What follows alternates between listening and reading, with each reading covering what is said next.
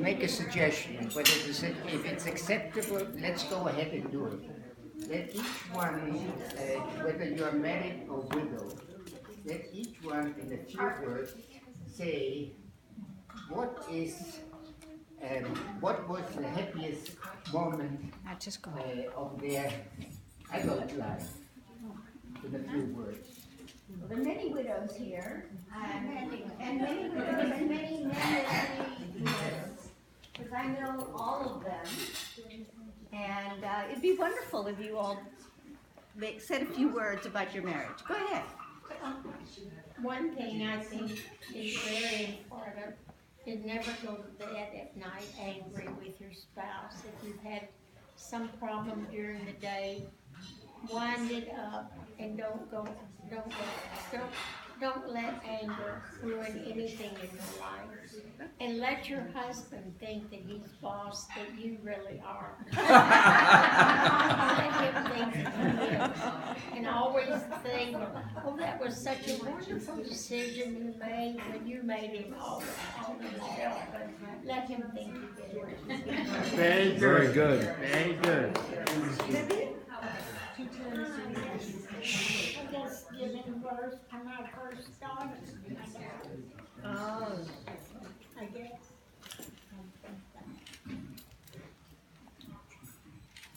I think that Rick really loved you both. And we had some great times. Wonderful. And we loved the kids because we lived on Ravendale and you lived on Lavendale, we lived on Azalea. We had the birthday parties and the kids grew up. Gerd one time, Russ and Anita were friends, and he took Scott Benzuli. They go over there to see Anita, and Gerd comes out and says, "Boys, leave. I didn't ask for y'all to come here." My uncle would never do that. Never. And those kids had such good times. We loved it. I'd like to speak again. My kids played a lot. Patricia played a lot with my daughter Barbara. And Hetty played a lot with my daughter Sarah. They were friends for many years, and to this day, they're friends. And Helga and Gerd were exceptional friends.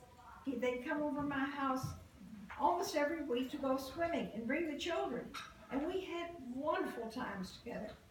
And unfortunately, my husband died at a young age. But they continued their friendship with me to this day, and they're two of my most precious friends in the world.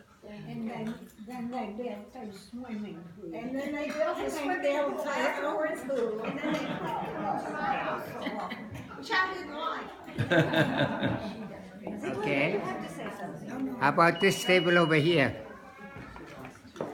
Harley's very eloquent. If I were to tell you one time that was happier than all the rest, that would suggest that one day was better than all the rest. And that wasn't the case. That wasn't the case. I think we fit into that.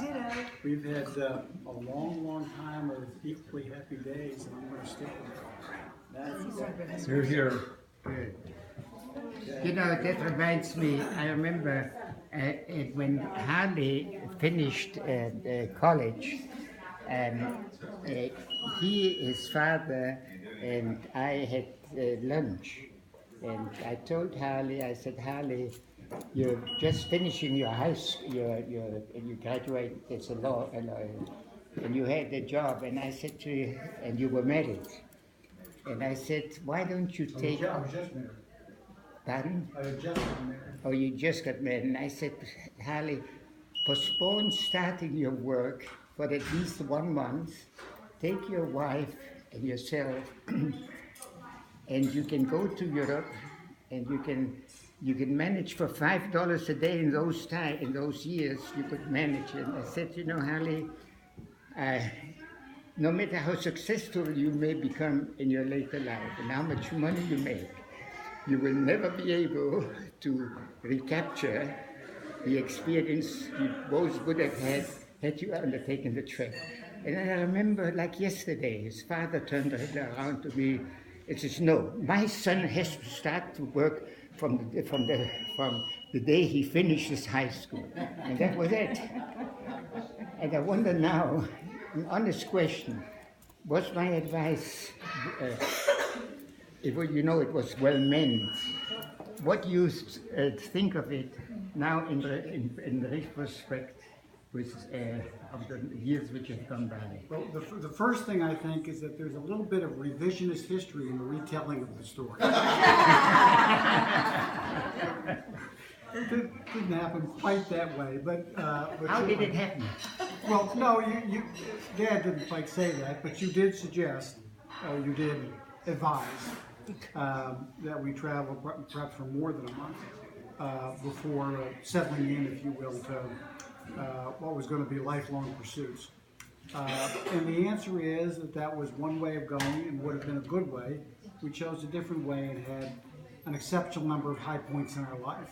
And there was no one way to lead a really productive and happy life. And so it was good advice, but no advice is perfect, and we were happy with what we've done. And we might have been equally happy with following your advice. Very good.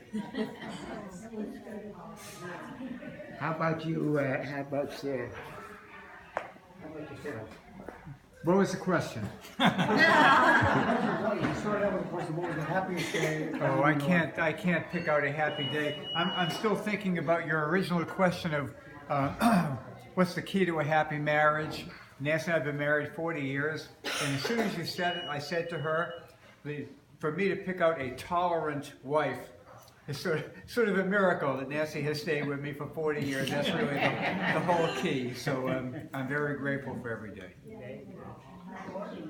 What about this day? There are not many married, well, there is one married couple. I think half of them were gone. Where did they go?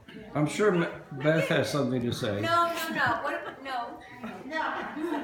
David. She's ceding her time. She's ceding her time to David. I'm David wanted ceding to talk I'm twice. ceding my time time. to the gentleman from Los Angeles to my left. He wanted to talk twice. Oh, okay. All right. Maybe. How about marriage? All right. I'll stand up. Attorney. You must stand up if you're going to address people.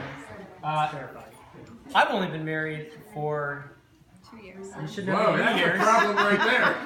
You should definitely know for 3 years. And what I've learned over those 3 years is always check with your wife, which is why I checked with her before I said how long we've been married.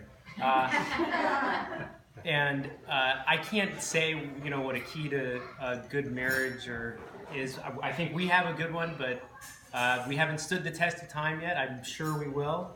And all I can say is that she makes me a better person, and she's given me the greatest 3 years of my life, and the most wonderful thing in my life, my son Mark. So, and we strive to be like all of you folks who've been married for so long.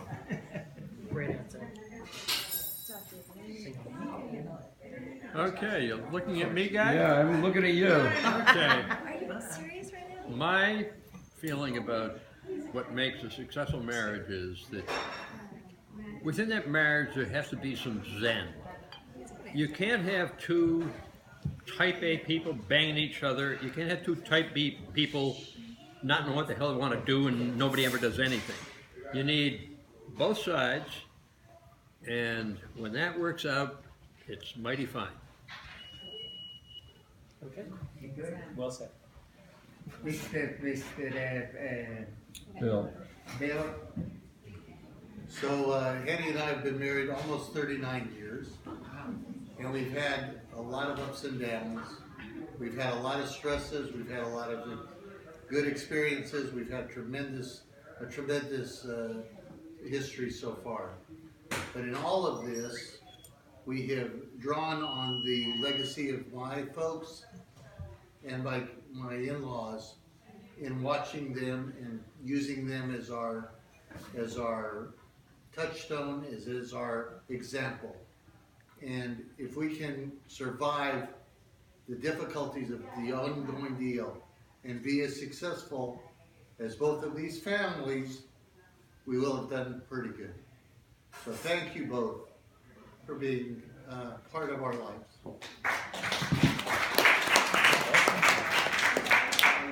Attorney's voice.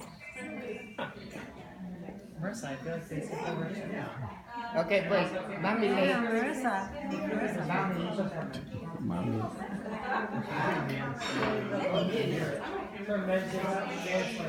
we have one more? I will tell the story that Gerd would normally tell, but he and my husband were roommates when Gerd first came to Dallas. He met him, and in the first 5 minutes he says, "You and I are going to be roommates." And sure enough they were, and they had some very interesting experiences living together. And my husband arranged their wedding at Temple Emmanuel with Rabbi Olin, and it turned out pretty well. To add to something said with this, you have to, for those who don't know, her husband was a very serious and very Germanic behavior. And when I was up in New York, the head of the company said, you know, there is a Jewish boy who lives in Dallas by the name of Max Vernon, who's also active in the cotton business. So maybe in order to share the expenses, you can share the apartment. I said, thank you. He gave me his name, and I came to Dallas, and I asked my associate at that time, George Pierus, do you know this, do you know a man by the name of Max Vernon? He says, yes. I said, I arranged a luncheon with him. So we had lunch in the Cotton Exchange, and he said, Max Vernon, I wanted to meet Gerd Weinstein. I said, nice to meet you, Max. I said, you and I are going to share an apartment. This fellow nearly fell backwards on the floor. He'd never been addressed that way by anybody. You had to know him. But it turned out well. We lived together for 9 months while Helga went to a girls' finishing school in Gulf Park College, Mississippi to learn English. And she spoke French, Spanish, and German, but she didn't speak a word of English. So I always thought the funniest story about Mother being there was not speaking English, and then there were these, the frats and the fraternities. Sororities. And sororities. And the women would do the hazing stuff, you know, like they'd bow, or whatever crazy thing. She goes, what are these Americans doing? She had no idea what was going on, because she didn't understand it. I remember that was... I do want to bring up one thing about Uncle Gerd. He's not always been correct about marriages. When I married Bill, Bill was willing to do the dishes after I cooked. And my uncle looked at Bill and said, this marriage will never last. 45 years later, Bill still does the dishes after I cook. My husband, observing our 2 sons, he saw one of them in D.C. doing the dishes, and he saw the one here, Richard, doing the dishes. That was impossible.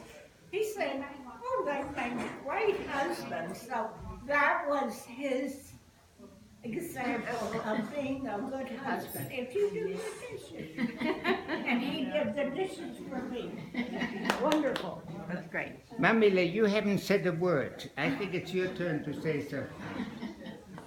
Well, I just want to thank Patricia, Hedy, and Anita, and my niece and my nephew for all coming over here.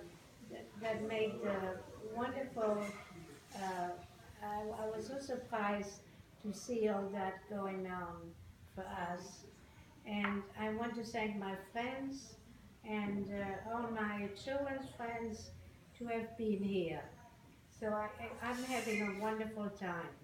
And I'm having a good husband too.